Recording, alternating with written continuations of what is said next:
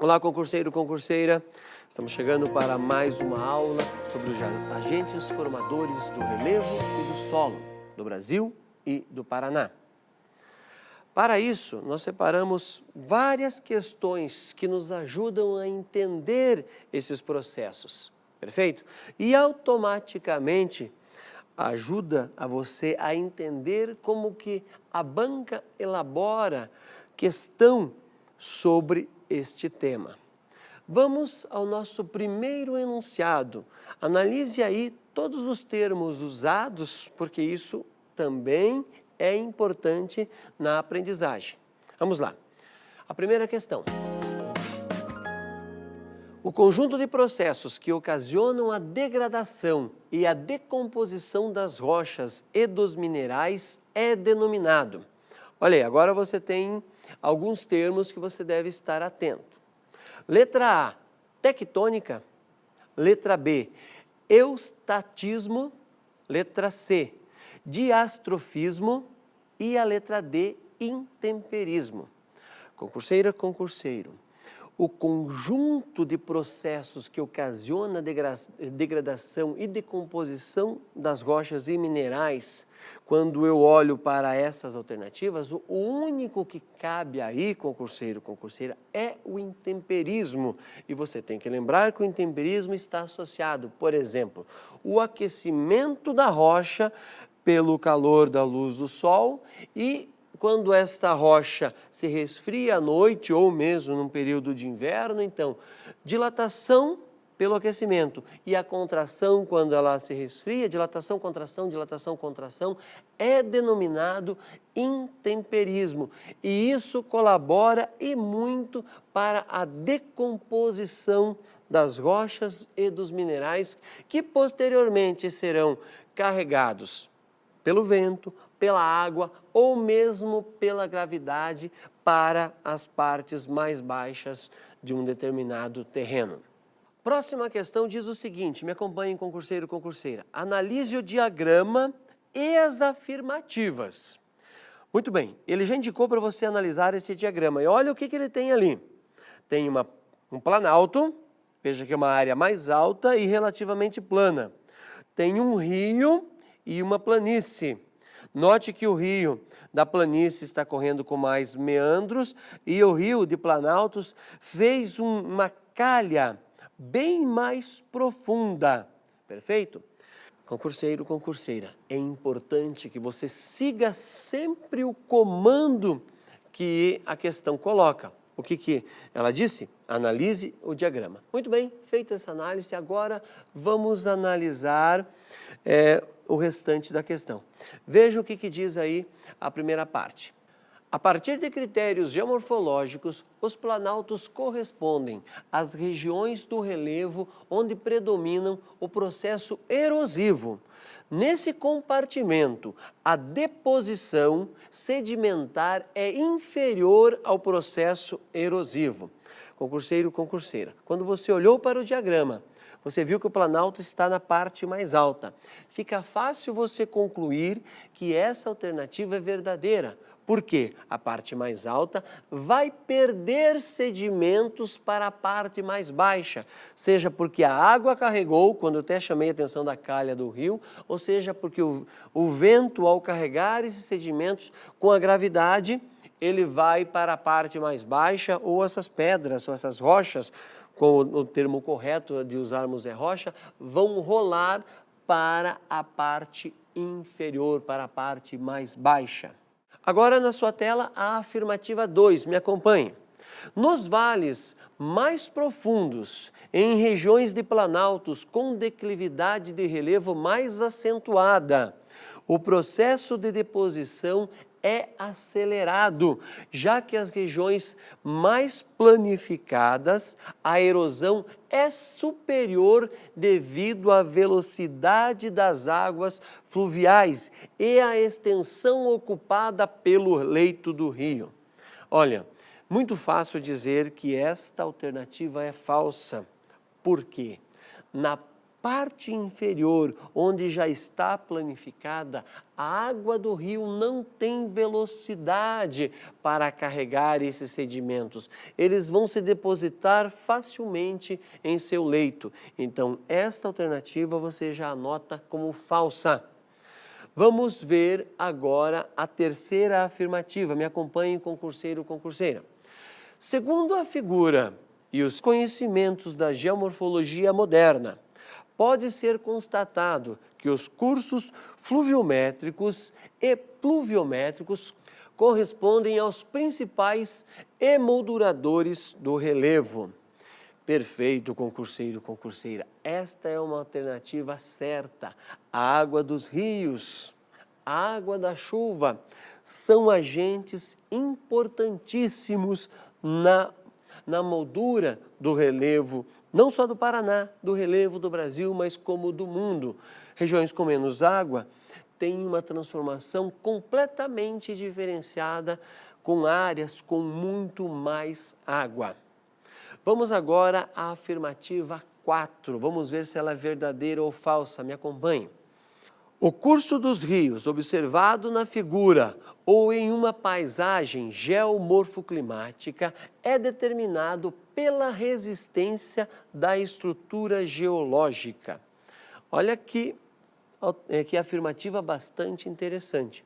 Ele está questionando você se você consegue relacionar a rocha com a moldura que a água pode fazer nesta rocha.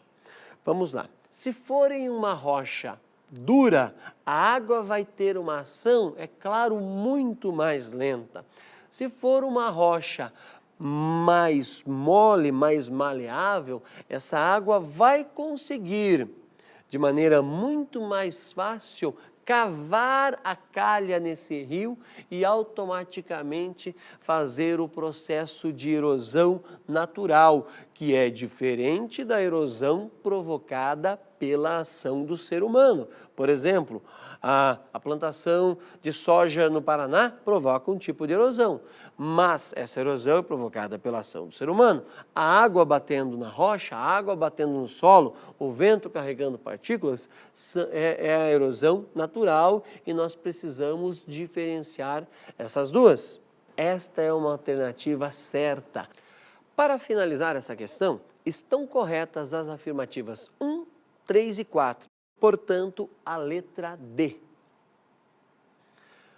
A nossa próxima questão a ser analisada, concurseiro, concurseira. Vamos ao seu enunciado, me acompanhe. A erosão é definida como um conjunto de ações responsáveis pela modelagem das formas de relevo. É responsável também pela degradação de áreas de solos agrícolas, quando o equilíbrio ambiental é rompido pelas atividades humanas. Sobre a erosão e o seu modo de atuação, assinale o que for verdadeiro ou falso. Muito interessante. Só a definição de erosão que existe nesse enunciado já deve ser memorizado por você. Esse é conteúdo que você deve guardar. Mas, feito isso, feita essa dica, nós vamos agora ver se são verdadeiras cada uma das afirmativas que existem a seguir ou se elas são falsas, é claro. Veja lá, a nossa primeira, olha o que ela diz. Em área desmatada, o impacto direto da chuva sobre a superfície favorece a infiltração da água no solo, aumentando desse modo a pulverização e a remoção de partículas. Concurseira, concurseiro. Isso chegou até ser senso comum em alguns lugares do Brasil, achando que se eu tiro a vegetação, a água consegue infiltrar de maneira mais fácil. Não é verdade.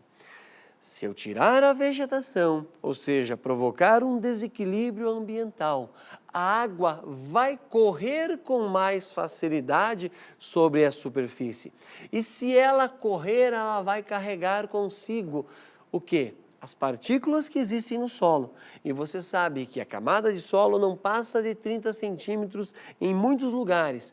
A camada de solo que tem os nutrientes para a planta se desenvolver. Automaticamente, em poucos anos, aquela região pode até se transformar num deserto se nada for feito. Então a água não infiltra com mais facilidade quando se tira a vegetação. Porque ali, se existir uma árvore, a gota da chuva vai bater nessa árvore, vai escorrer lentamente, porque ela perdeu velocidade, e aí, porque as raízes dessas árvores ou da vegetação gramínea que existe na região, acaba facilitando a infiltração. Então, você anota essa como falsa. Vamos ver a próxima? Veja o que ela diz. A erosão pluvial está relacionada com o escoamento da água pelos rios. Não, concurseiro, concurseira, você tem que saber aí diferenciar muito bem plu e fluvial. Perfeito? A erosão pluvial está relacionada ao escoamento das águas da chuva. Então fique bastante atento para que você não caia nessa pegadinha aí dos termos, das palavras, dos conceitos. E quem elaborou essa alternativa estava cobrando justamente isso para ver se você tem esse domínio. Tá certo? A próxima, analise comigo o seu texto.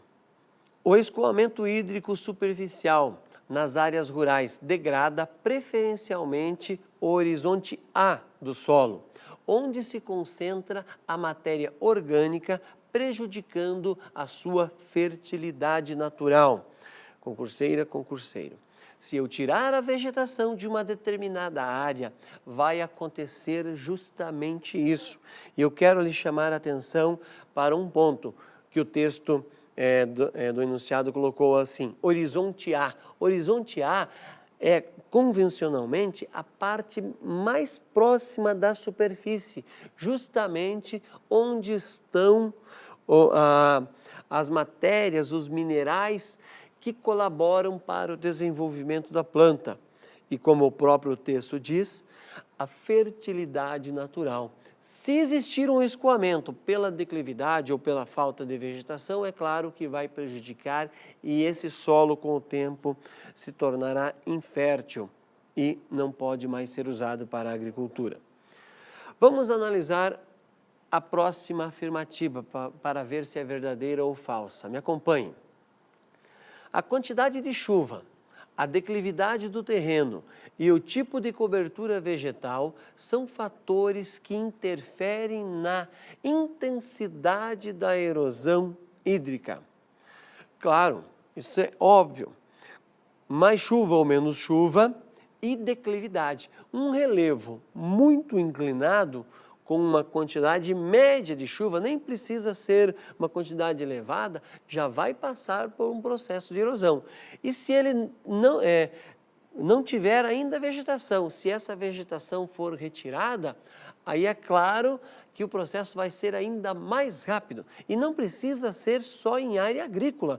Nós temos acompanhado em nosso país, principalmente no período de chuvas, no mês de dezembro e janeiro até parte de fevereiro, pessoas que moram em áreas de encosta, tendo suas casas soterradas e dezenas de vidas são perdidas todos os anos em nosso país, porque ocupam áreas que não deveriam ser ocupadas, desmatam áreas que não deveriam ser desmatadas, ok? Esta também é verdadeira. Vamos para a próxima para nós analisarmos. Veja o que diz o seu texto. As vossorocas são sulcos rasos provocados pelo escoamento pluvial difuso. Concurseira, concurseiro, a gente precisa dominar alguns termos. O Paraná passou por um processo muito grande de vossorocas. Isso aconteceu de maneira bastante acentuada, principalmente nos anos 80, e depois diminuiu bastante essas vossorocas. mas elas não são sulcos rasos, elas são sulcos bastante profundos, que acabam até inviabilizando uma propriedade agrícola. Então, nós vamos colocar essa alternativa como falsa, justamente por causa do termo raso. Algumas ossorocas têm 10 a 15, 20 metros de profundidade e calcule isso aí cada vez que vem uma chuva. Por isso que eu falei que uma propriedade agrícola se torna inviável dependendo do tamanho dessa vossoroca.